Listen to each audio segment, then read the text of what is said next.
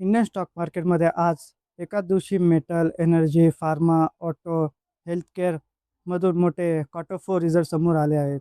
पण आता सर्वात मोठा प्रश्न म्हणजे इंडिया इकॉनॉमी स्लोडाऊनकडे जात आहे, की हा फक्त सेक्टर रोटेशनचा खेळ सुरू आहे. तर नमस्कार मित्रांनो, बाजार तडकामध्ये आपला चॅनल आहे. तर आज आपण कव्हर करणार आहोत मोठ्या कंपन्यांचे अर्निंग अपडेट. तर सुरुवात करूया मेटल सेक्टरपासून. तर हिंडाल्को इंडस्ट्रीने क्वार्टर फोर फायनान्शियल सर्व्हिसमध्ये मिक्स निकाल जाहीर केले आहे. कंपनीचा प्रॉफिट 51% घसरून 2,597 कोटीवर आला आहे. मात्र कंपनीने ₹5 प्रति शेअर डिव्हिडंड जाहीर केला आहे. ग्लोबल मेटल डिमांड स्लोडाऊन आणि अल्युमिनियम प्राईसमधील व्हॉलेटिलिटी मुळे मार्जिनवर प्रेशर आला आहे. एनर्जी कॉस्ट वाढल्यामुळे मेटल कंपनीजवर ॲडिशनल बर्डन तयार झाला आहे. तर आता एनर्जी सेक्टरकडे वळूया. म्हणजे गेल लिमिटेडने क्वार्टर फोरमध्ये वीक पण स्टेबल निकाल जाहीर केला आहे.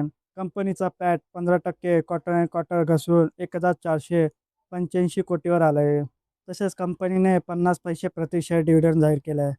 LNG प्राइसेस व्हॉलेटिलिटी आणि गॅस मार्केटिंग मार्जिन प्रेशरमुळे अर्निंग प्रभावित झाले आहे. आता कन्झ्युमर इलेक्ट्रॉनिक सेक्टरमधील मोठी अपडेटकडे वळूया. तर LG इलेक्ट्रॉनिक इंडियाने मिक्स निकाल जाहीर केला आहे. कंपनीचा प्रॉफिट 8% घसरून 693 कोटीवर आला आहे. मात्र रेव्हेन्यू 8% वाढून स्ट्रॉंग ग्रोथ दाखवत आहेत. प्रीमियम टीव्ही, एसी आणि स्मार्ट अप्लायन्स डिमांड अजूनही मजबूत असल्याचे कंपनी सांगत आहे. आता फार्मा सेक्टरमध्ये मोठी ग्रोथ स्टोरीकडे वळूया. म्हणजे सन फार्मास्युटिकल स्टडी.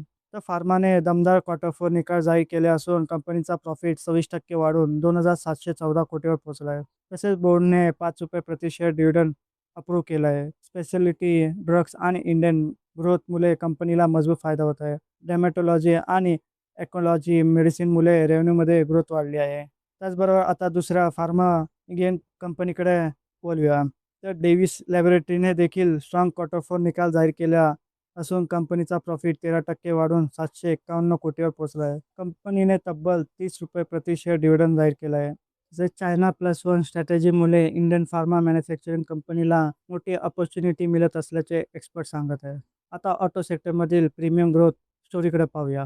त्या आयशर मोटर कंपनीने क्वार्टर फोरमध्ये स्ट्रॉंग परफॉर्मन्स दिला आहे. कंपनीचा प्रॉफिट 12% वाढून 1,520 कोटीवर पोहोचला आहे. तसेच कंपनीच्या रेव्हेन्यूमध्ये 16% ग्रोथ झाली आहे.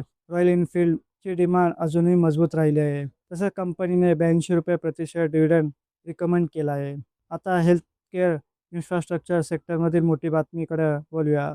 मॅक्स हेल्थकेअर इन्स्टिट्यूटने स्टेडी ग्रोथ दाखवली आहे. कंपनीचा पॅट 7% वाढून 342 कोटीवर पोहोचला आहे. रेव्हेन्यूमध्ये 12%ची ग्रोथ दिसली आहे. तसेच कंपनी ॲग्रेसिव्हली एक्सपान्शन मोडमध्ये आहे. आता पॉवर सेक्टरमधील मोठी बातमीकडे वळूया. म्हणजे NTPC लिमिटेडने दमदार क्वार्टर फोर निकाल जाहीर केला असून कंपनीचा प्रॉफिट तब्बल 34% वाढून 10,715 कोटीवर पोहोचला आहे. तसेच बोर्डने ₹3.50 प्रति शेअर डिव्हिडंड अप्रूव्ह केला आहे. NTPC रिन्युएबल एनर्जी सेक्टरमध्ये ॲग्रेसिव्हली एक्सपान्शन करत आहे.